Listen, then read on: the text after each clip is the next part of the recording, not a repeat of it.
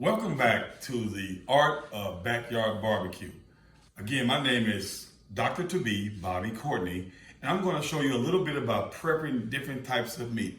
As you've seen in your readings, there are different types of meat that we all try to cook, but the most popular ones are, of course, burgers, which is beef. And if you're someone who likes turkey only, the same preparation. It's just the cook time is a little bit less. Unseasoned, of course, we have chicken wings, which I'll go into the seasoning of that. And then to me, the grand poobah of all of them, the rib. And what I'll do, I'll prepare the seasoning for each one of these first, but I'll actually cook the burgers and the chicken meat only because the ribs take a little longer. In another video, I will show you the results of how those ribs go. Now, for any backyard barbecue, I think it's essential. Now, there's no text that says this, but I think it's essential that before you do a backyard barbecue, you must have music first. So as my side will do, I'm going to turn on my music to get started. Now, any music you prefer, I prefer Donny Hathaway and something a little more mild for the sake of this video. But now, when you go to the store, there's a variety of seasonings. You want to try to pick the seasoning that you like most. You can go, of course, with your regular Lowry's or your regular black pepper. I try to spice it up a little bit, so I don't use Lowry's as much because it's a little more salty, and so I just kind of move that out of the way. But I go to my favorite, which is the backyard barbecue jalapeno seasoning. So when I do my burgers, I go with the jalapeno seasoning because this season has a plethora of different ones in it. So it already has the pepper in it. It already has a little bit of salt in it. Of course, jalapenos as well. So I don't have a need for this jalapeno. So I put that back and I go strictly with one type of seasoning, that's the jalapeno. And you want to be very generous because depending on what kind you like, the taste, you want to be generous with the seasoning. So if you can see, I just season the top. This is all part of your preparation. So I seasoned both of them. Well, I've already prepared my hands, so I flip them to make sure both sides are evenly done. This is my son's favorite burgers. So he's the choice of what we're doing today. Now, if you want to put just a little pepper in it, you can be very, very not so generous, kind of stingy with the pepper. If you want, I'll put just a little bit sprinkle dab. As Emerald says, bam! On each side. And burgers are very easy to do. So it's not very much to do with burgers. Bam, bam, bam. And you get those out the way. Now, chicken is a little bit different. I'll keep your trusty pan with you. Chicken is a little bit different. I'm gonna get those out of the way. And we'll revisit those here shortly. Chicken, to me, I like different flavors. I've already pre-rinsed these chicken legs. You make sure when you get chicken wing, any type of chicken, that you rinse them thoroughly. Because there's a lot of things out there, disease, Ebola, all that kind of stuff. So you make sure you rinse it all real good. I've already done this, I'm doing it again because I've touched them. So when you get your chicken, get your nice little cutting board. It doesn't matter if you're doing the same season, it's all going to the same place anyway. So, me, I like a different types of chicken. I like mine to be a little spicy, so I go with my Cajun kick behind seasoning. I had that, excuse me, I dropped a little bit down there, no problem.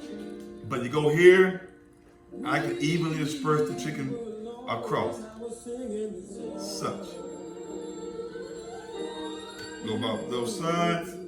Evenly. You don't have to be so much because I'm going to use a different kind of marinade on this chicken, so you can be a little stingy with the seasoning because the marinade itself has seasoning already in it. So you're going to be so heavy-handed with the seasoning on these chicken wings. Put those away. You try to make it to your taste. Doesn't even matter how much. I can do them all at one time. As you can see, I'm preparing for dinner for today and tomorrow. Go across it again. Oh yeah, Donny Hathaway really knows what he's talking about. Did you? Go there.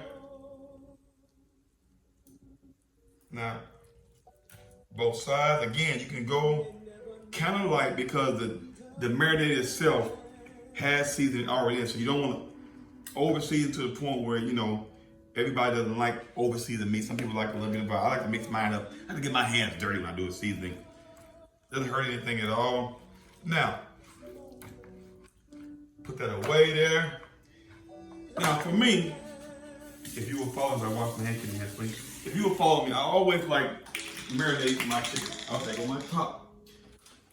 I like marinate my chicken, so I grab different types of marinade.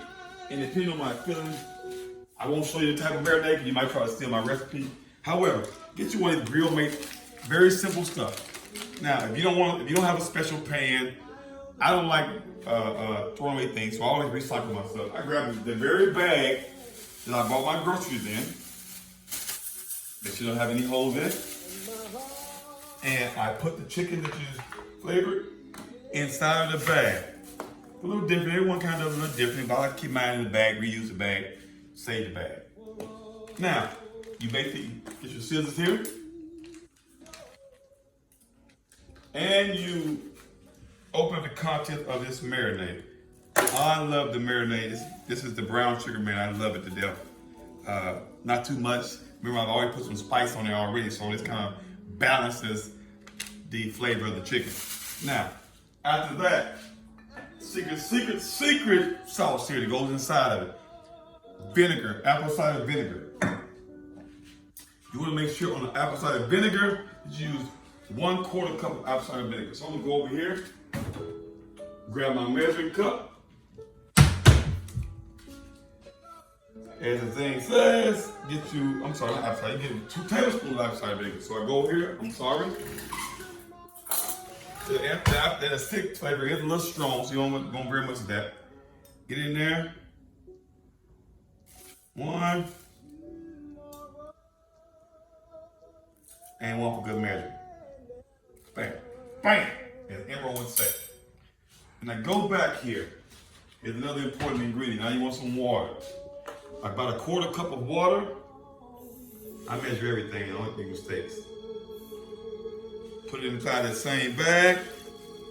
And then I get some oil. See that? If you don't mind me, camera, stay where you are. Any old vinegar oil, any oil will do. I got just enough oil here. Canola oil is very healthy. So I go back to that oil. Bam! Put it in there. Now, and then you let the bag do its magic. What I like to do is go ahead and seal that bag up, close it up, chop it down there real good. Just in case you have a hole in it, hey, you got plenty of these. Go grab another bag, stuff that bag in there, and I dance with my meat a little bit, so I kind of mix it up in there real good. And there you have it.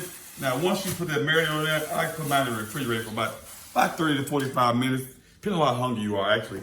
Set it inside the refrigerator.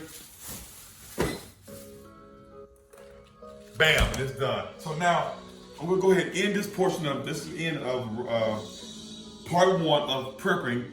Part 2 will include the rib prep, and then we go right on to the grill. See you soon.